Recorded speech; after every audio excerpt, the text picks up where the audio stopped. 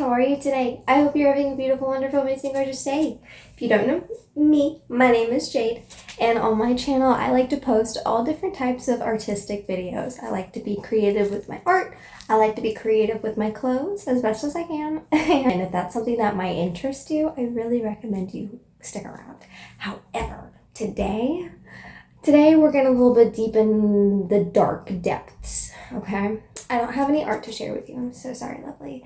But if you are into astrology or anything like that, this month we're actually in Mercury retrograde.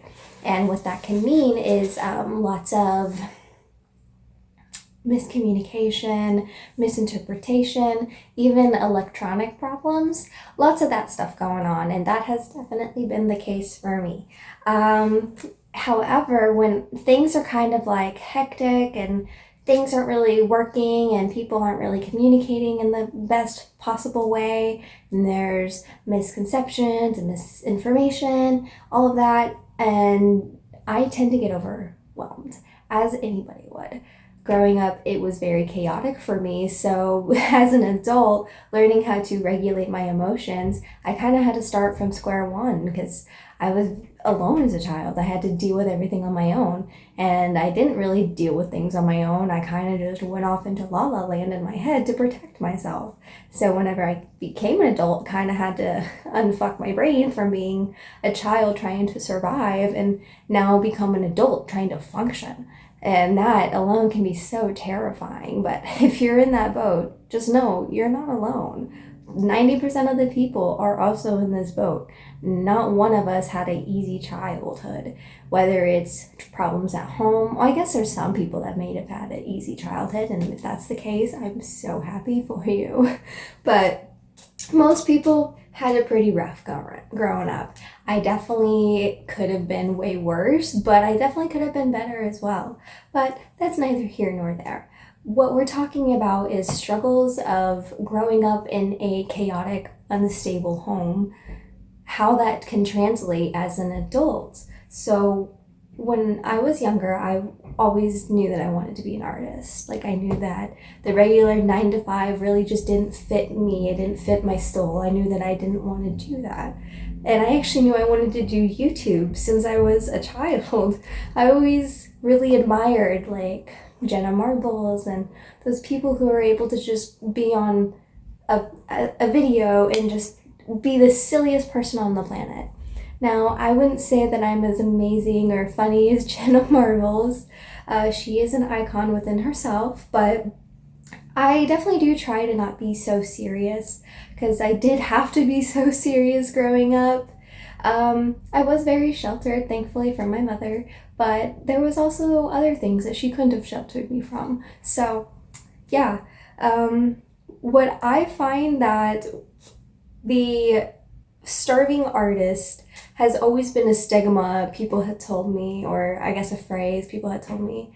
When I had let them know that I wanted to pursue art, they basically said that I wasn't going to amount to anything and that I was crazy and that I needed to get a real job and I needed to go to school and do all of this. Now, mind you, I do want to go to school, but I want to go to school for fashion. I don't want to go to school for being a doctor or anything like that. Like that just doesn't fit my heart. That doesn't fit my soul. There's other people out there meant to do that.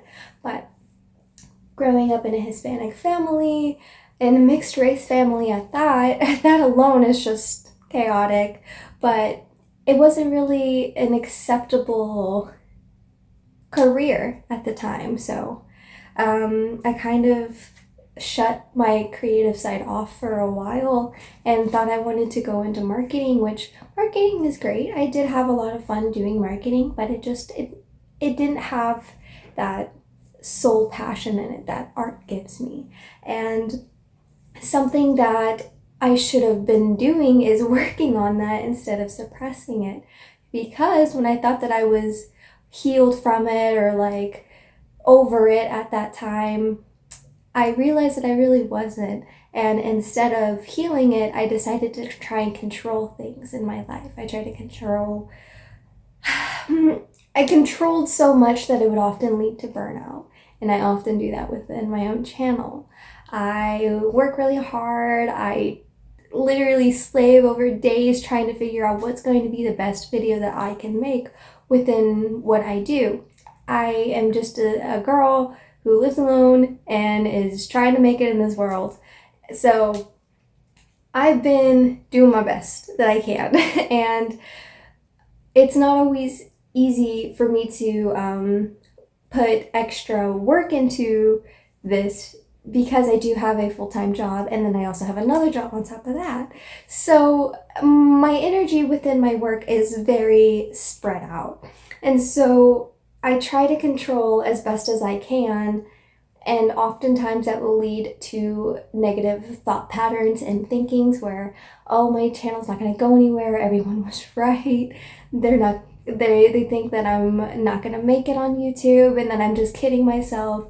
You know, my brain will just go in this big old circle of just self-doubt and worry that what I'm doing is stupid and that I'm wasting my time. I should be doing what everybody else is doing and going to school and getting an education and getting their bag that way. But I knew that that just doesn't sit right for me. I knew that YouTube from a young age is something that I wanted to do.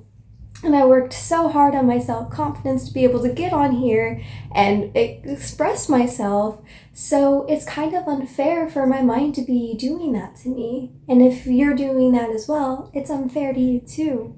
You have been doing the work. You have been doing everything. You are going to make it. It's not a matter of if, it's a matter of when. And that's something that I often forget. You know, you can try to do the manifesting techniques all you want, but the thing is, if it's not the right time, it's not the right time. If you haven't learned what you needed to learn in order to get this, then you're not going to get it. You can't be given your manifestation without knowing how to handle it, you know? And within YouTube, there's a lot of negativity and a lot of mean comments that can come with it. And I'm a person that I used to not really be able to take mean words and criticisms. But thankfully, most people might not think this is thankful, but thankfully to me, I had a crazy, absolutely abusive ex who would say the most horrible things to me. So now I've been able to build a thicker skin that, like, these people on the internet, they don't know me. So they're just making a assumption. And that also was something so very difficult for me when creating my YouTube channel, because I did get mean comments about my artwork and I put my whole soul into my art. You know, when people would leave those comments on my videos or on my artwork, I would definitely internalize it. And it was very difficult for me because I would be so upset as to why this person didn't like my art, where it really doesn't matter. You know, art's subjective. People are allowed to have opinions. People are allowed to not like you, or they're not allowed to like what you create. And I think that was really hard for me to understand, because from a young age, people were telling me that my dreams were going to go nowhere. So when I would have people comment on my things and say, oh, what is this? Like, this is not even good. Or what do you think you're doing with this? It would upset me, because I really did work super hard, and obviously there's more that I could always grow and learn from, but that's the beauty of being an artist, is the flaws, is like what Bob Ross would say, happy mistakes. Like, they're good things, you know. I honestly love artwork that has a little bit of a flaw, that's not so perfect, because then I can see that the person behind it is human. You know, and I really love to see those flaws within it. I find it very beautiful, but that was very difficult for me to learn, because I, from a young age, was so hypercritical of everything I did, of everything I said, of every person I interacted with. I would pick apart everything, and that's because people would do that to me. People would pick apart everything, and then I started doing it to other people in my life, and that's really unfair. So learning to understand that this hypercriticalness of yourself and of others is really not okay, and it's not beneficial to anybody. Not beneficial to you, not beneficial to the person. You know, you could be critical if needed, but being hypercritical is detrimental to your relationship to yourself and to others. So learning that was definitely very difficult. And the first step to understanding that I was being hypercritical of myself was accepting my trauma and my past and things that I have said, things that I have done. You have to learn and accept that, sometimes you don't act in the light that reflects you the best, and that's okay. That's okay. There are things that happen that make you fall off your pedestal, if you will, but you're never off for long. You could always just get back up and climb on. Like, it's just a matter of wanting to do so. So the biggest thing is learning to accept that you're not perfect and that you're gonna make mistakes, you're gonna hurt people, you're gonna do things that are not great, and people are going to do things to you that are not great, and you still need to accept it. You don't always have to forgive if you don't want to, but at the end of the day, you do need to accept it for your own sake and for your own being. I'm a big believer on forgiving, but I always forgive for myself, not for them. I forgive that way. I don't hold grudges. I hate grudges. I think they're so ugly and they make a person on the inside very ugly. If you hold a grudge, you're only hurting yourself. Like, the person's fine. They're doing their own.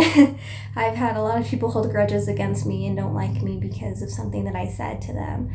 And the thing is that I'm a very passive person, but if you do something to upset me, I'm gonna let you know. And people don't always like that. So learning to understand that just because you had an unstable childhood doesn't mean you need to have an unstable adulthood. You could learn, you can see where the parts of yourself are not functioning in a correct way, in a way that's going to benefit you and that's going to help you grow as a person and not be so controlling of a narrative, of a person, of outcome. Because I definitely would try to control an outcome. I like things to go smooth and easy, because things have never really been smooth and easy, especially when it comes to breakups or friendship endings. It's always been a little bit chaotic, no matter how hard I try for things to not be. And, you could do as much internal reflection as you want, but at the end of the day, at some point, you're going to have to take a look and see, is it you or is it the people that you're choosing to stick around and be around, How can you continue to grow if you keep finding the same people that show the same patterns of the people that hurt you in the past? You're in yourself doing yourself a disfavor and having a self-destructive tendency by having those reoccurring thoughts or trying to control a narrative or an outcome. I can work as hard as I want to make the perfect video, but if it's not the perfect video, it's just not. If it doesn't do good, it doesn't do good. There's nothing I can do. I shouldn't be shaming myself because a video didn't do so well as I thought. It's going to happen when it's going to happen. And it really, I think the biggest lesson of this all is trying to understand that flaws within a person does not make them less valuable.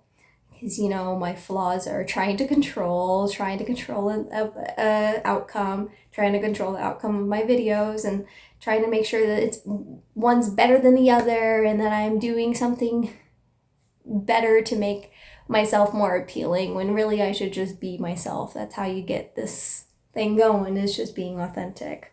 Jenna Marbles didn't get her fame from being someone else. She got it from being Jenna Marbles, and I think playing it safe isn't always the good route for me. I am a person that teeters between no risk and high risk, and when I learn to kind of embrace that chaos, I think I will be able to make even better videos like this one. I definitely would have not uploaded just a video of me talking. Like, I like to be able to share a physical thing that I've created, but haven't been inspired. I've just been dealing with emotions, trying to understand, trying to not deal with bitterness when I see other people my age on YouTube doing fantastic, and I'm just still slowly making my way there. I want to be up there with them. I want to be able to go do those really fun things and go to events and really be immersed in the YouTube world, but it'll happen when it happens, And I feel like that's kind of my biggest advice here. If you're trying to manifest something and you're having trouble controlling to the point where you're getting burnt out, I get it. I still deal with that. And it's a process. It's something that you just kind of have to work with and roll with the punches. Sit in the storm. When you feel those negative thought patterns come, the best thing you can do is just sit in the storm and let it pass. You know, always journal. Always journal. Every single feeling, every single self-doubt, every single worry you have, just journal it. That's the best way that you can get over it, is just letting your emotions be seen when they do come up. And I think there's a lot of advice in there for me as well, because, you know, this path is not one for the weak. You know, you're gonna have to have thicker skin in order to be on YouTube, because not everyone's gonna like you. You know, even someone like Tara Yummy, who I think is just a total icon, absolutely beautiful and adorable. Some people I see on YouTube just slandering her, saying she's a pick-me, and I've never gotten that vibe. I think she is just authentically herself, and it's adorable. I love to see people on YouTube my age succeeding, but you can't ever help but have those little feelings of, well, why am I not as successful? And it's because it's not my time. And I think that was kind of the biggest struggle for me, and why it's been a little bit harder for me to kind of be more authentically myself on YouTube. Because it's scary to be yourself on YouTube, because not everyone's going to like you. It's intense, because even growing up, my own friends half the time said they didn't even like me. So it's a lot of things you have to work on in order to do this. So if you are looking to pursue YouTube or some other sort of creative outlet, my biggest advice to you is just fucking do it, man. You know how many people told me I wasn't gonna be shit? A lot. A lot of people said that this YouTube isn't gonna amount to anything, and yeah, it still hasn't amounted yet, but I'm sure it will. And it's, as long as you have that belief that it's gonna happen, and you know, you don't have any ill feelings towards others, and you try to continue working on yourself and working on your mindset and working on your self-worth, then yeah, of course it's gonna come to you. But that's really all I have for you lovely people today. If you enjoyed my video, please let me know by leaving a like or maybe subscribing. But until next time, goodbye.